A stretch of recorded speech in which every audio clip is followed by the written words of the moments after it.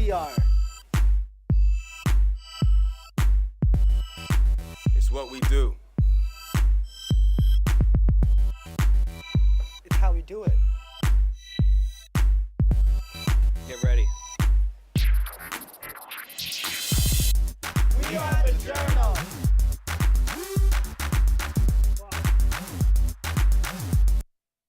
Welcome to the Journal, everyone. Hope you're ready for a new season of great documentaries. In today's show, we have topics that will make you want to stand up and dance. Or take a trip to Quebec. That's right, but our first doc will make you want to rescue a dog. Let's take a look at our first two documentaries.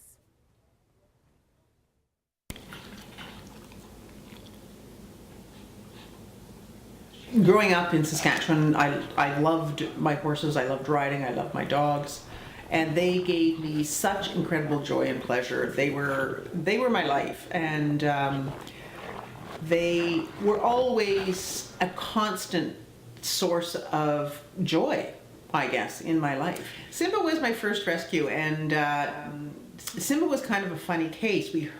We had been looking, not necessarily for a border collie, but just more of a medium size to a small dog is what I was looking for. But I heard about Simba and went to see him in Newmarket, and he had been in the shelter system, pushed from shelter to shelter for the past 2 years. Basically unadoptable because he had huge fear aggression. So whenever you went to see him, he just like barked and growled and jumped and just, bared his teeth at you. But when you opened his door to go in to his little room, he would just cower in the corner and he wouldn't come out.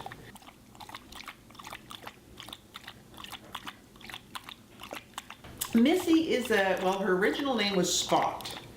And she was, I've been doing fostering for 2 different rescues. I started off fostering for Loyal Rescue, and I'm now working with Speaking of Dogs. So a foster program is where you take in a dog that from a shelter or a bad situation that has been abandoned, and we, as a foster mother, we look after them until such time as they have been adopted.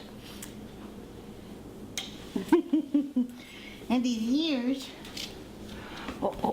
Miss Spot, or Princess Spot as we were calling her, she was abandoned, or owner surrender basically, down in the States, in Kentucky. And she was just days away from having a puppy having her puppies. She was going to have a litter of puppies when the owner just dropped her off at the shelter and walked away. So she was sponsored by Loyal Rescue and brought up to, they birthed the puppies in Kentucky. They got their shots and then they were brought up to Canada. It does get to be, the energy level does get a bit high in the house. You think, if you have 1 dog, 2 dogs aren't, or then if you have 2, it's, okay, we can take a 3rd dog. But sometimes you can get, they have personalities and they have likes and dislikes. And we had 1 dog in here, he was only here for 4 days because Simba and him just did not get along. Yeah, for 3 weeks she's got to be on soft food until the gums heal. Because when you have that many extractions. And right now she's on antibiotics to make sure there's no infection in the gum. Well, she did have some infection in the gums, so she gets half a tablet, and I mix it into the food, and she gobbles it all up.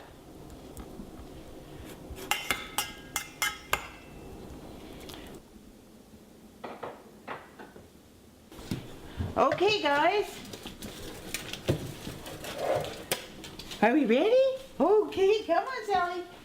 Come on. Oldest gets their supper first. Are you ready, Sally? Okay, there you go, baby girl. There you go.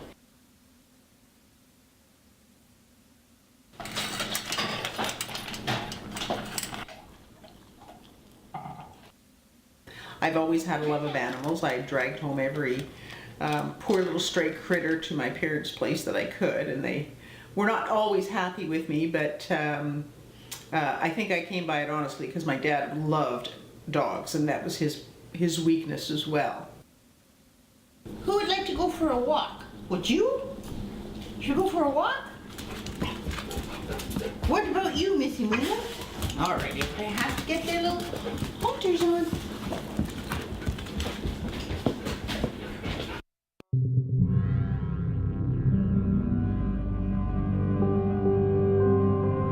All I know is I'm spinning out of control. Stop me from spinning out of control. Begins with a start, but I can't stand. It must end it now. But why landscapes? Why do I dream of places and not people? Places, a virtual world, it's eating me up. I want this to stop. This segment is called Dreamscapes, not landscapes. I hate skating, but I keep dreaming about it. It's so repetitive. My dreams are so repetitive. Been dreaming about the same dream for about 3 to 4 years. I would say 4 years. Why? No clue. Google doesn't even know why. Do I want to explore this topic? Guess it's worth a try. Another thing is I dream of buses, not being inside of the bus, but actual buses. Same old routine buses, usually damp and wet outside. Why? I don't know why. No destination. I'm not a passenger. I just see them. Usually in the dark. In my dreams. I found someone who could analyze my dreams, my dreamscapes, why I dream the same thing over and over again every night.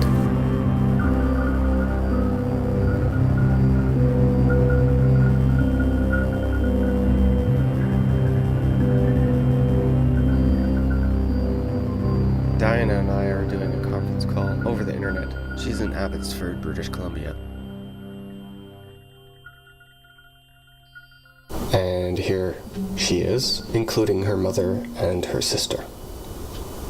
Bus usually means like people in real life, people get on it, they're going to a destination, right? Right. So as it's interpreted in your dream, it's like you haven't gotten on the bus, you just see it go by. So it's like interpreted as something is passing you by, you haven't got on it yet.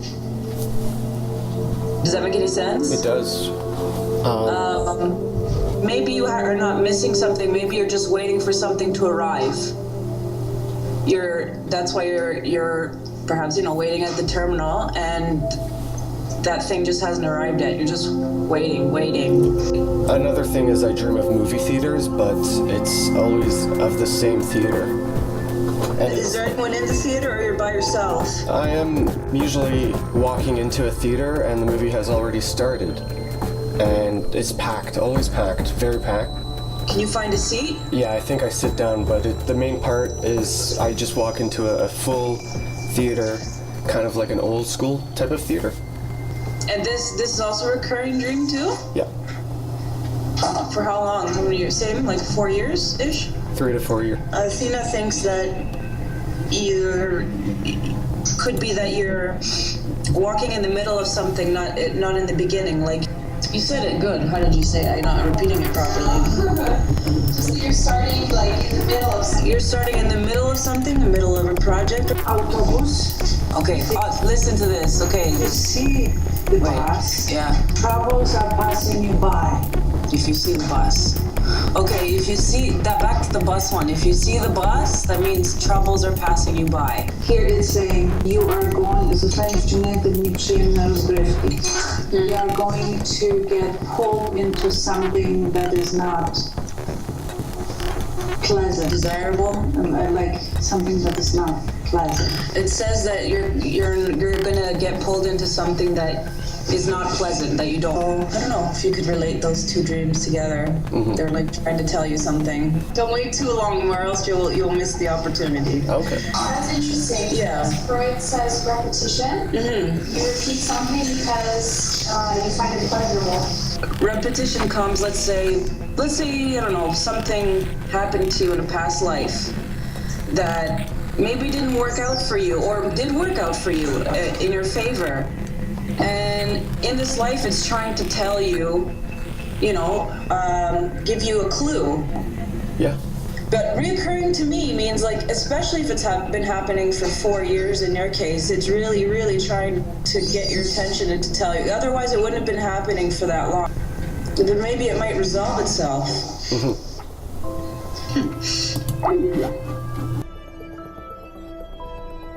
I want to get a step closer to understanding why the dream reoccurs.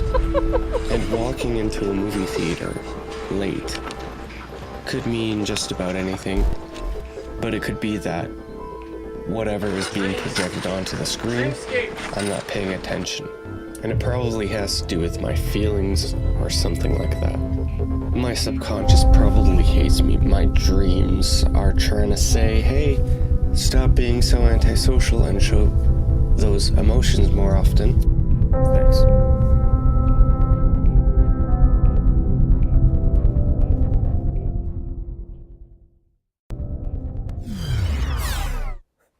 Now that was some far out stuff there. Hey, isn't it amazing what our subconscious can do? I know. Hey, I think it's time for a couple more documentaries. Oh, I couldn't agree more. OSAP students, pay attention because this next one's gonna hit home. Check it out, our next video. On time. Beautiful. Oh my God.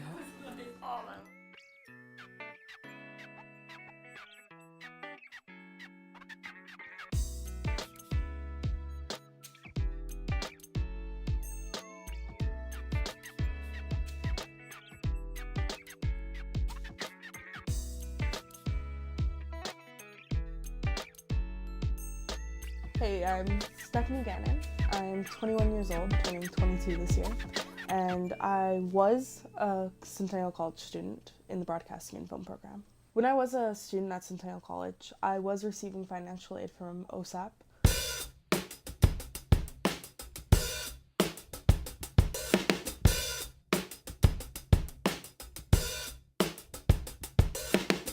So when you apply for OSAP on the website and on the application, there's a part that says pay on my behalf, which means that they'll pay the school on your behalf, except I clicked that and they didn't pay on my behalf. So they sent my tuition money into my bank account.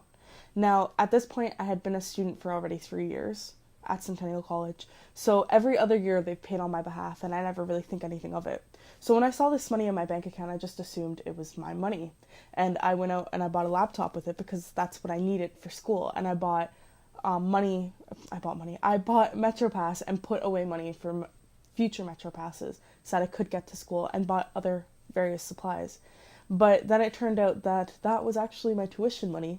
And so I kind of got myself in a situation where I couldn't pay for school anymore. So along with other personal issues and family issues and stuff, I just decided, you know what, maybe I need to take a year off regardless. So yeah.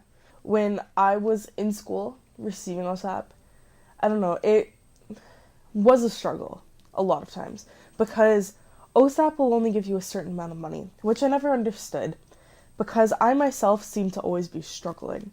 I never seem to receive enough money. Like, for instance, the year that I had, like this year, since I had to drop out, they wouldn't have given me enough money for my tuition after I budgeted it all out. Because if I only had enough to buy a laptop and 4 MetroPasses, that really was not enough for tuition. I think I would have been $200 short.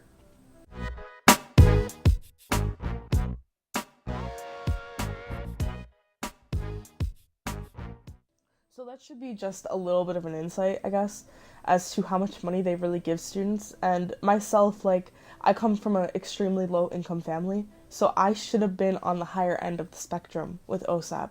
I should have been receiving a lot more than some other people. And I'm not saying that, like, you know, my struggles are more than other people's struggles or whatever. I'm just saying that financially, I am not in a household where I'm receiving a lot of money. So OSAP should be reimbursing me more money so that I can help me during school. But I remember my first year, I had to go to my mom and ask my mom for money for textbooks because I didn't have enough with OSAP.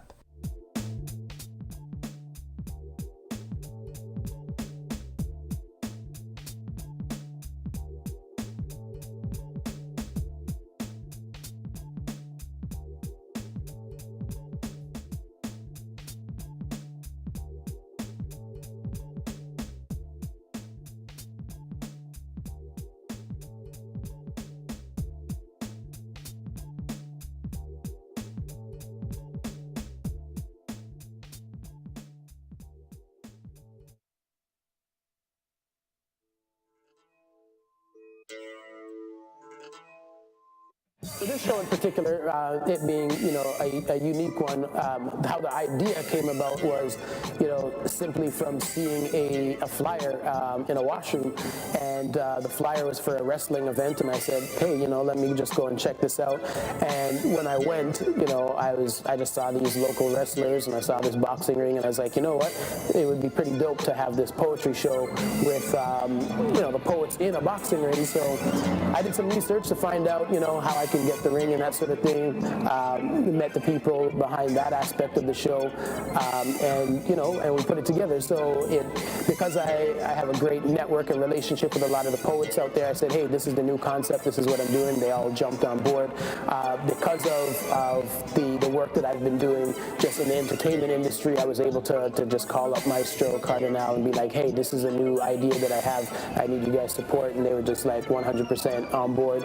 And then after that, it was just, promoting it to the public, and I think the public loved the idea, they were intrigued by the idea, and it just came together perfectly. So, here we are, the second year, getting ready to do it all over again.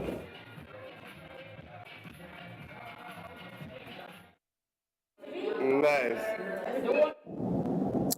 I think I was motivated to promote poetry, one, because when I was starting out, there weren't a lot of opportunities to get on stage and to perform my work.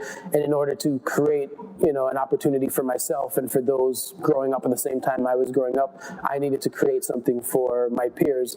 And, I started promoting it, and it's just kind of grown and snowballed from then. For me being a shy person, finding out that poetry was a means that I could use to express myself so that people could find out, what was going on in my head was also really important. So I saw other people doing it, and I thought that I had something to say, and I just tried my best to add something to what was being said. As an artist, I'm in the business of creating, and I think, having a daughter just really helps me to look at things, very differently.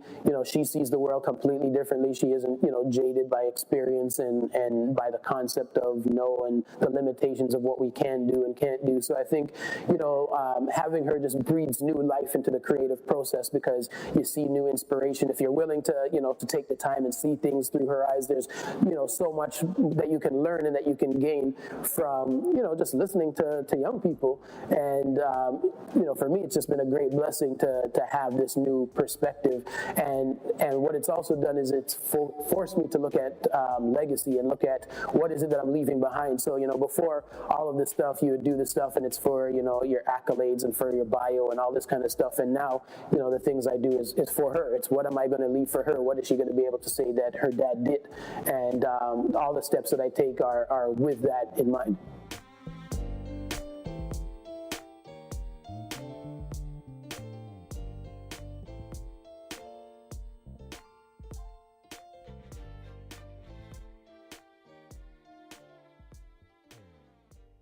Right? You have to know what comes in.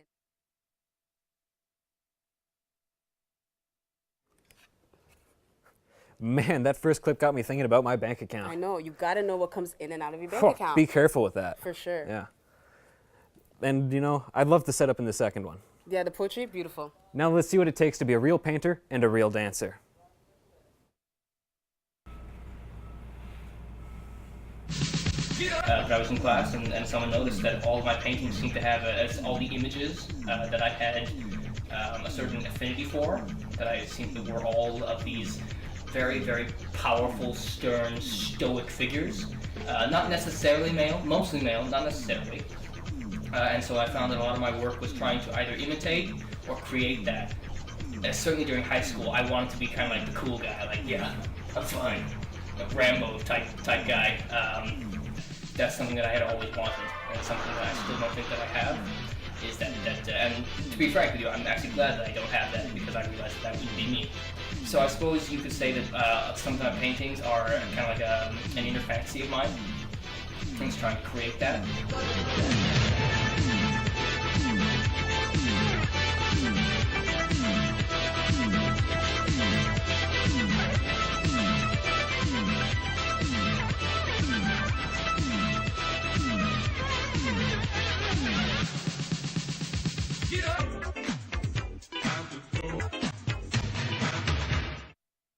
Most people, they have these kind of like these grand tales, and they're usually very inspiring and very moving, whereas mine is actually quite boring. It's that I was good at it. And I was very well aware that I was good at it, and so just the simple fact that I loved it and that I was able to actually create successful pieces from it, then I figured, okay, fuck it, I want to do this for a living.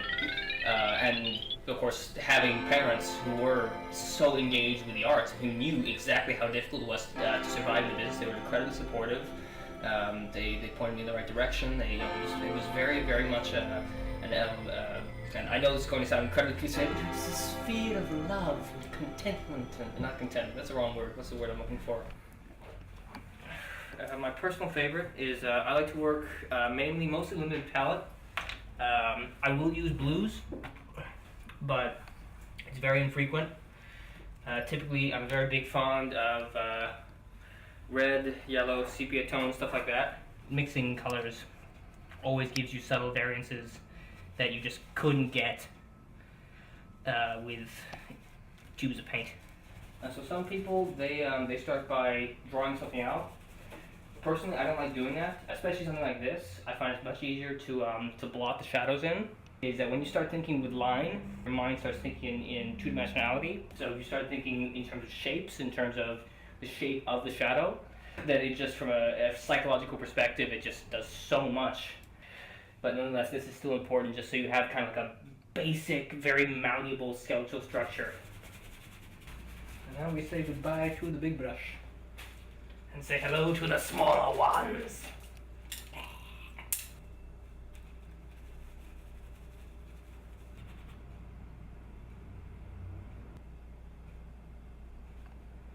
I think I actually fucked up. I don't think I have any purple in here.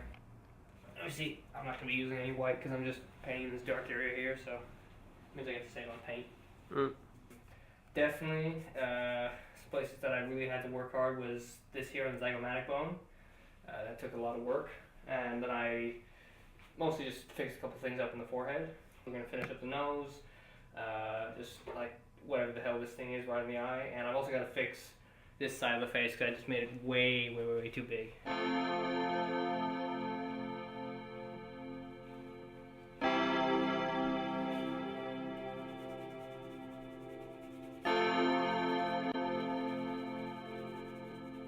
My paintings, the fact that even though I'm doing them first and foremost for me, and I say I want to create that, then even though I'm doing that for me, the fact that I could potentially be helping some people, helping other people in ways that I wouldn't even know how, I suppose, I don't want to say that's what keeps me going, because that's a lie, but it is kind of like a thought that goes in the back of my head. But the fact that I can also touch other people, and potentially to move, to inspire them,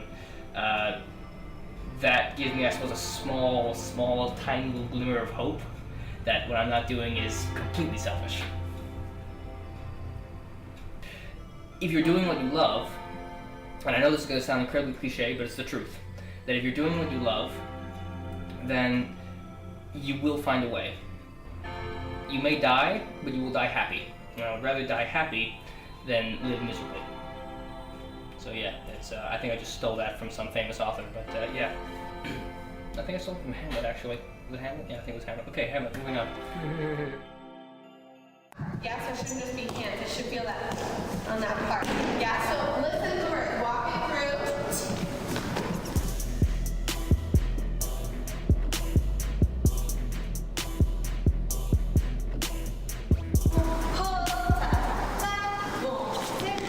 In this industry, you need to have thick skin because you're going to get rejected more than you're going to get accepted.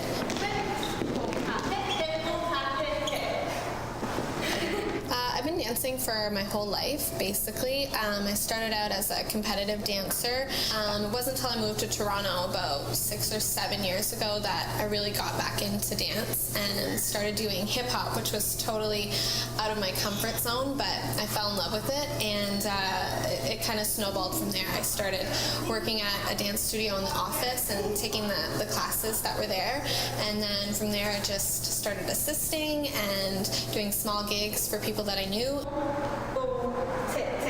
Yeah, for me. Is there any more room for me? A couple years years ago, back in 2010, I auditioned for Katy Perry. It was the first audition that I'd ever gone to, and I was very, very nervous. When I came to the studio, there was a lineup outside the door and down the street of girls that were coming to audition to be part of this performance. So when I saw the lineup, it did cross my mind to turn around and leave, just because I saw how much competition was actually going to be there. But I came out and just decided to go for it and give it my all, and I ended up being one of the 6 girls chosen to do the Much Music Video Awards with her that year. My reason for being a dancer was I had an accident when I was around 17, and it put me on crutches. I was at college at the time, and a friend, he was into his dancing, and he was very army with his waving, and he liked to do things with his hands. So when I was on crutches, that's kind of what I threw myself into it. As soon as I gained mobility again, I threw myself into the deep end, and I just started training ridiculously hard, and there I was. I've been with Angela now since I moved to Canada, so around 6 months now, and she's really helped me grow. I wasn't a very confident person because, again, I was only used to dancing with my friends. I wasn't really used to dancing in a studio environment, but she's really helped me to push my confidence onto the dance floor and in front of audiences as well. You still need to give it your all. If there's 2 in the crowd or if there's 2,000 in the crowd, it doesn't really matter. You still have to give it your all.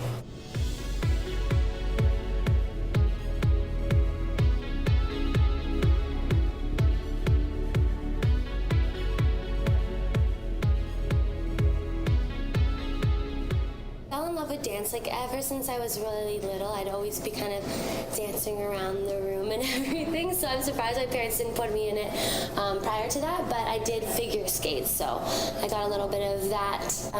This summer I worked with Flo Rida for the MMVAs. I got to do work with Snoop Dogg as well in his music video, Sean Desmond for one of his music videos. The latest music video I got to do was Nelly Furtado, so I've got to work with amazing people, amazing Canadian artists, which is fantastic, and enjoying that moment, you know, just letting everything else go away, and you're there for a reason, you're chosen for a reason, and just live in that moment, because seriously, especially as a dancer, it can be taken away very quickly due to injuries and circumstances, so just enjoy every moment. Dance is always going to be in my future. That's why I'm kind of building the cast right now. It's something that I always want to pursue, whether it's dancing myself, performing on stage, teaching, owning a company, choreographing for music videos. It will always be a part of my life. It is my life. Anybody can be an amazing dancer, but you need to be able to push through and go over those hurdles that you encounter along the way, because there are a ton of them. To be ready to work really, really hard, because you're representing yourself and not anybody else. And that includes being punctual, it includes working hard, it includes having a positive attitude, and you need to really focus on being the total package, because without that, there's always someone that is going to be there to take your spot.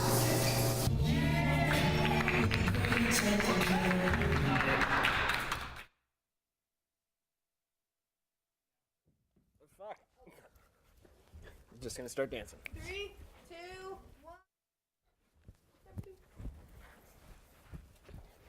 Damn, Danny, didn't know you could bust a move like that. Neither did I, Josie. Now I like to relax by watching amazing doc clips after I bust moves. So let's take a look at our last but not least doc, shall we? Let's do it. Check them out.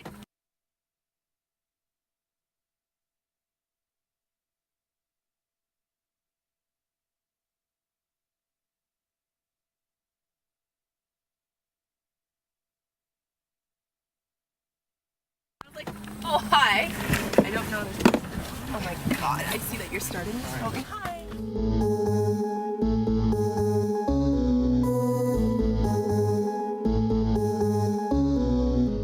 My name is Melanie. I'm 23 years old and I'm a recent graduate from McMaster University.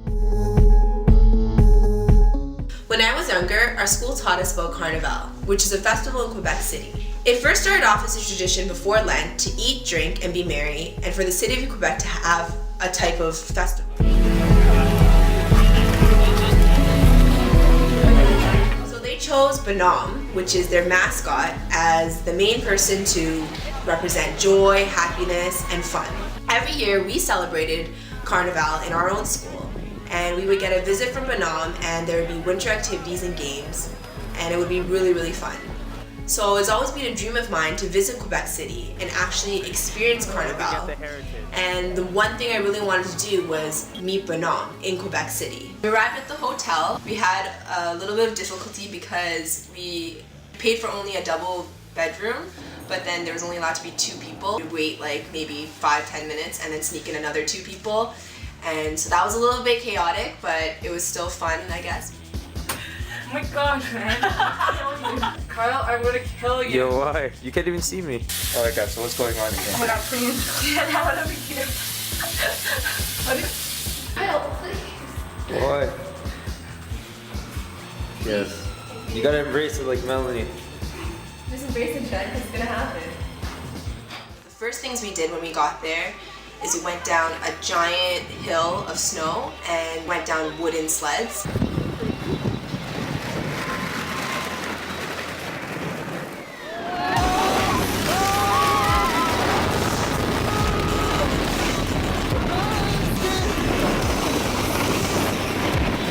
You guys ready?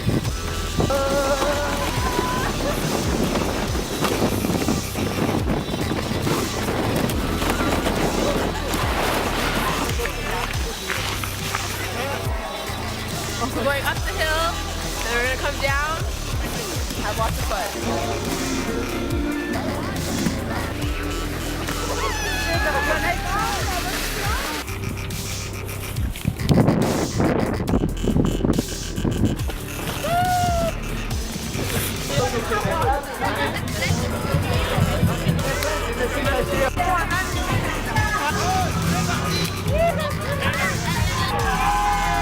The Ice Palace was really beautiful. Pretty much it was like the title of it. It was a palace made completely out of ice. The details were really good too. You could tell there was like the ice, they looked like brick walls.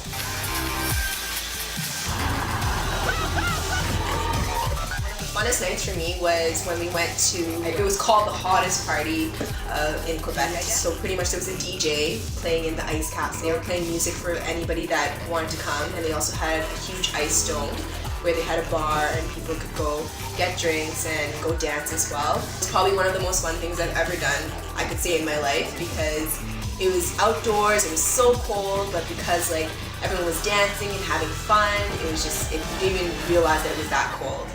Yes. It's Bonhomme! I was looking most forward to meeting Bonhomme. So when we were going to line up to meet him, I actually just felt like a little kid again. Like even though this was for my birthday and I was turning 23 and you're supposed to be an adult, I just kind of felt more like a kid. We got friends from Toronto with you.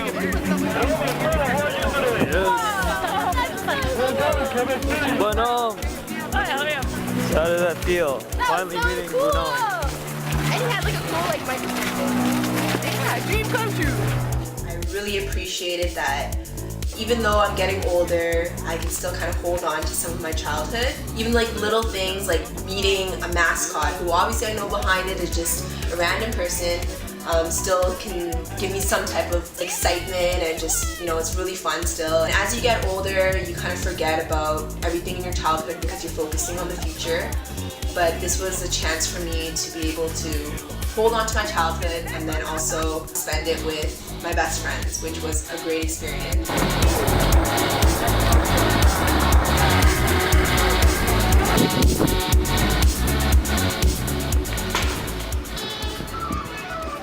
Orlando, Florida?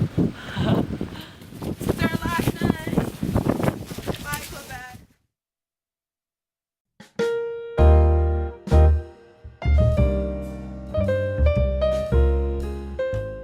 I had a woman come in with her grandfather, I believe it was, an older gentleman, quite sick, but she was taking him out to dinner. It was really poignant and everything because, well, you knew that he was probably on short time. He looked sufficiently sick enough, but I guess she wanted a little time with him and take him out to lunch or dinner or whatever. She herself wasn't remarkably a very nice person considering the lengths we went to accommodate them. I mean, at one point, the older gentleman had to go to the washroom, and she was about 5'2", and I don't think she could manage. So, literally, I wound up helping the gentleman in and holding him there in a stall while he went to the washroom. Oh yeah, I had a table come in, and like they were super high maintenance, which is fine, like a challenge. But then when the wife came to ask me for the bill, I brought the bill over, and the husband got a little bit angry and was like, what if I want something else to drink? What if I want anything else? And I was like, oh, absolutely, I can take the bill away and get something else for you. And he's like, no, it's fine. And then he proceeded to throw his money at me while his wife just stood there laughing at the fact that she asked me for the bill and didn't bother to tell him that. One evening we were working, and a girl came in, and she sat in my section. I couldn't get rid of her for the longest time. Well, it was getting late in the night, and I was done, and she was my last table, and I couldn't clear up, I couldn't cash out, I couldn't get anywhere, I couldn't get going. Finally, I had to tell her, I'm like, listen, is there anything specific that you're waiting for or looking for? Because they've finished paying me. They're going to send me home here anytime shortly, so I got to get out. She goes, well, no, actually just you. So many years ago, I was a smoker, and I really wanted to quit for a long time, and I was serving 3 gentlemen who came in, and I was telling them that I wanted to quit smoking, and someday I wanted to be a runner, and these were just some of my goals. About 3 weeks later, when I came into work, someone had left a little present for me, and it was a book, How to Quit Smoking. It was from these 3 gentlemen that I had served, and it was the first time I'd actually met them, so I was absolutely flattered that they cared enough about me to go buy a book to want to help me. I read the book, I quit smoking after about 15 years of smoking a pack a day. I started running the day I quit smoking. I joined the running room. And a year later, I had ran a half marathon. I sent them a message telling them, thank you so much for what you did for me. And I attached all the pictures of me running, which was huge. And to this day, we have a great relationship. And I think that these gentlemen who I didn't even know and only saw twice since made such a huge impact on my life. That was an amazing show. Absolutely fantastic docs today. I love those docs. Oh man, I think the one about the dreams, that one just completely blew my mind. You ever had recurring dreams? Yeah, but not for a long time. I was a kid when that happened. Never happened to me before. Never Did. Never? No. But you know the dog one. The dog one. Let me tell you, it was a lot of fun to shoot that dog. But hey, thank you for tuning in, and I really hope you enjoyed the show. We will see you next week, folks. See you next week. We are The Journal. And now we pretend to talk.